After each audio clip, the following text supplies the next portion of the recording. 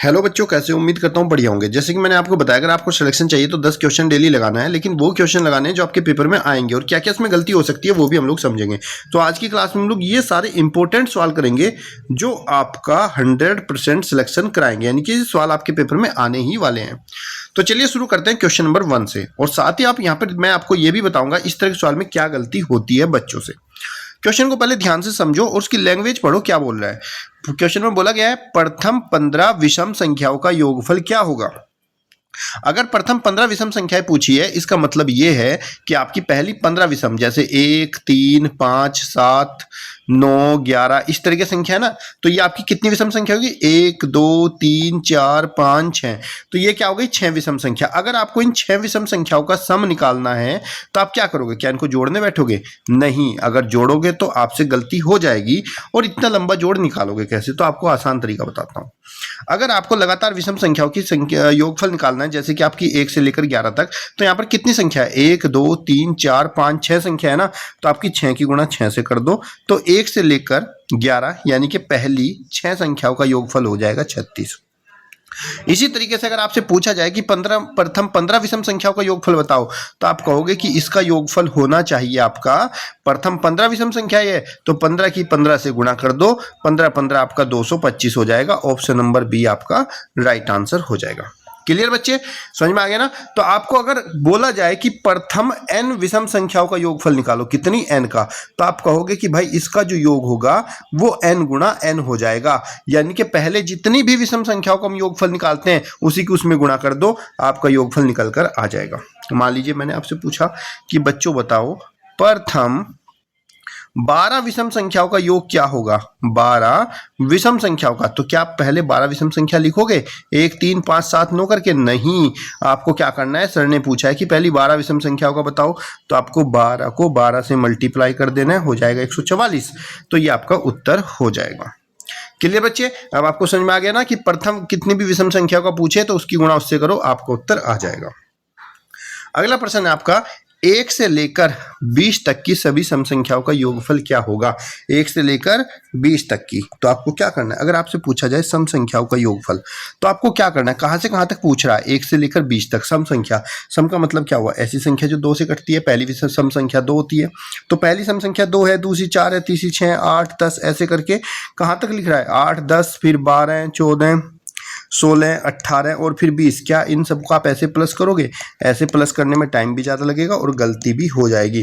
तो अगर आपसे पूछा जाए कि प्रथम 1 से लेकर 20 तक की सम संख्या, क्या पूछा है? सम संख्या, तो आपको क्या करना है? ऐसे जोड़ना नहीं है, जो मैं बताऊंगा वो करना है।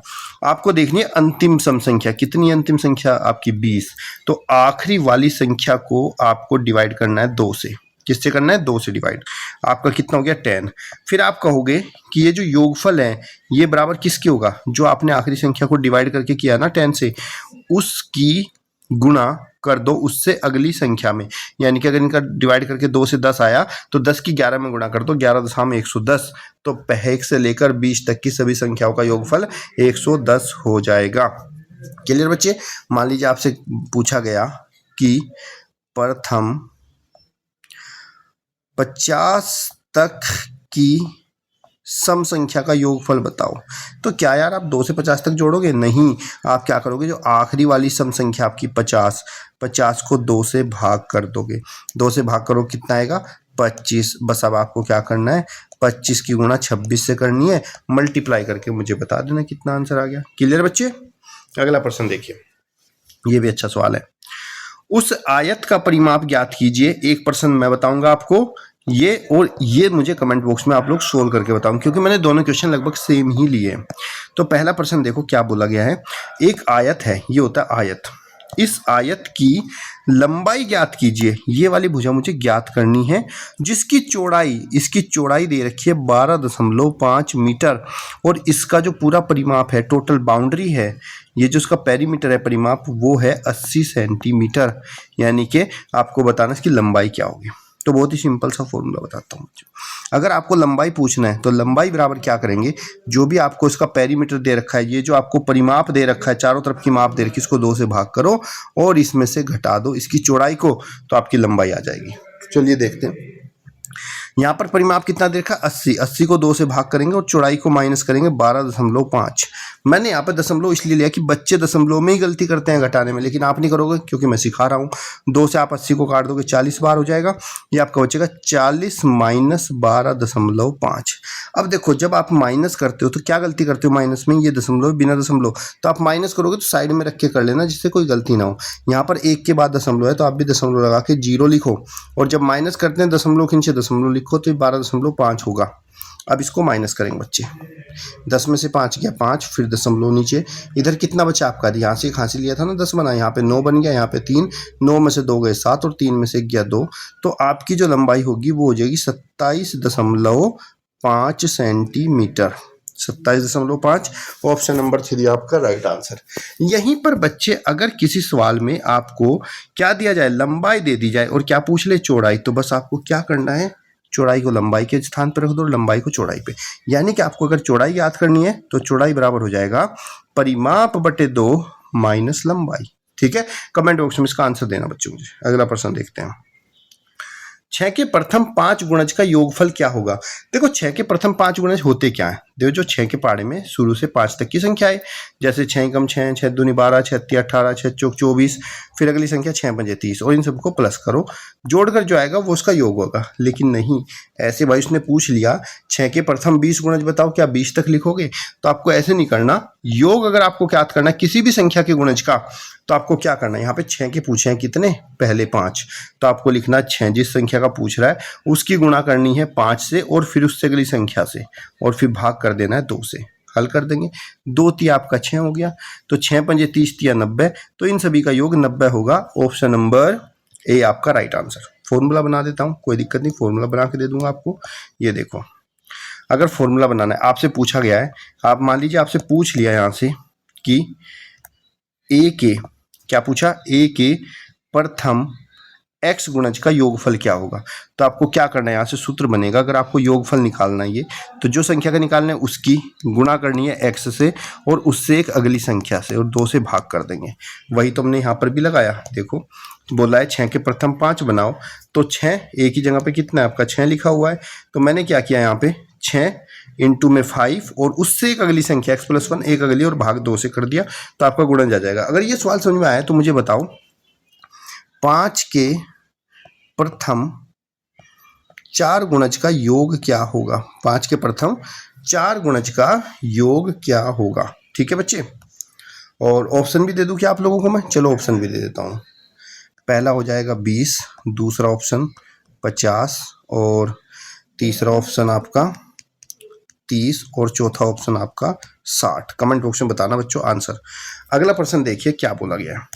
आपको इस तरह सवाल देगा, यदि पंक्ति कि प्रत्येक स्तंभ तथा प्रत्येक विकर्ण में लिखी संख्या का योग समान है तो एक्स वाई जेड का मान बताओ। यानी कि हम इसको, इसका मतलब क्या है, मतलब समझो इसका मतलब ये है कि हम इसको ऐसे प्लस करें, या फिर हम इसको ऐसे प्लस करें, या फिर हम इसको ऐसे लंबे में प्लस करें, कैसे भी प्लस करें या फिर ऐसे प्लस करें, इन सब का मान समान आना चाहिए। तो बताओ एक्स वाई जेड का मान क्या होगा। तो उसके लिए क्या करेंगे, सबसे पहले देखेंगे कौन से कॉलम में सारी संख्याएं दी हुई हैं। तो कौन से कॉलम में, इस वाले कॉलम में सारी संख्याएं हैं, तो इसको हम जोड़ लेंगे पहले। 8 + 3 + 4, तो 8 3 11 और 4 15, यानी कि सभी का योगफल क्या आना चाहिए, 15 आना चाहिए। तो हम क्या करेंगे, देखो 15, पहले वाले में क्या है 8 और एक कितना हो गया 9, तो 15 में से 9 घटा दो, कितना बचा 6, तो यहाँ पर 6 आना चाहिए, तभी तो जोड़ के 15 आएगा। फिर ऐसे में यहाँ पे 6 हुआ, यहाँ पर 2 हुआ, तो 6 और 2 को मैंने जोड़ा, कितना हुआ मेरा 6 2 जुड़कर 8, लेकिन आना चाहिए कितना 15, तो बच्चे जेड की जगह आ जाएगा 7, जेड की जगह कितना आ जाएगा हमारा 7 आ जाएगा। उसके बाद फिर कौन बचा, वाई, तो यहाँ पे 7 हो गया, यहाँ पे 7 और यहाँ पे 3, 7 और 3 कितना हो गया आपका 10, तो यहाँ पे कितना चाहिए 15, वाई की जगह 15 आएगा। तो आपका एक्स बराबर हो गया 6, वाई बराबर हो गया 5, और जेड बराबर हो गया आपका 7। तो 6 5 7 ऑप्शन नंबर 1 आपका राइट आंसर। अगला प्रश्न देखो, ये प्रश्न आपका ग्राफ से आता है। इसमें क्या पूछा गया है आपका कि ये ग्राफ को स्टडी करो अच्छे से, और स्टडी करके इस ग्राफ के सारे मान बताओ। तो यहां पर अगर हम देखें ग्राफ को, तो ग्राफ क्या दर्शाता है, इधर दर्शाता है प्राप्तांक और इधर दर्शाता है छात्र। पहले प्रश्न पर किस छात्र ने सबसे अधिक अंक प्राप्त किए, तो आपने यहाँ पे देखा ध्यान से भाई, सबसे बड़ा जो छात्र वाला ग्राफ है वो बी वाला है और बी ने सबसे अधिक ज्यादा अंक प्राप्त किए, ऑप्शन नंबर बी। फिर इसने कहा किस छात्र ने 140 अंक प्राप्त किए, तो अंक वाले पे गए 140 वाली लाइन पे, यहां से सीधी लाइन बनाई, किसको टच किया इसने, डी को, तो यहां बोलेंगे भाई डी ने प्राप्त किए। फिर 18वां वाला प्रश्न में सबसे अधिक एवं सबसे कम मान प्राप्त का अंतर क्या है, सबसे अधिक अंक ये है, सबसे अधिक आपके 165, सबसे कम कौन से हैं भाई आपके, ये है 120, 165 में से 120 को माइनस करेंगे तो आपका आ जाएगा 85, ऑप्शन नंबर 165 माइनस 5 6 में 2 सॉरी 4, तो सबसे कम हो गया आपका 45, ऑप्शन नंबर 18। भाई 165 में से 120 माइनस करेंगे तो आपका बच्चे 45 आएगा। अगला प्रश्न है सी के द्वारा प्राप्त अंक क्या है, सी ये रहा, सी की लाइन मिलाओ भाई, ये जाएगी 120 और 30 के बीच में, यानी कि इसके 125 हो जाएंगे। सभी छात्रों द्वारा औसत अंक कितने हैं, देखो इसने प्यार से औसत भी डाल दिया यहाँ पे। औसत के लिए आप लोग मुझे कमेंट बॉक्स में बताओगे करना क्या होता है, औसत होता क्या है, इसको एवरेज बोलते हैं। ये ए बी सी डी सभी छात्रों का योगफल, और बटे में छात्र कितने हमारे 5 हैं, 5 से भाग कर देंगे।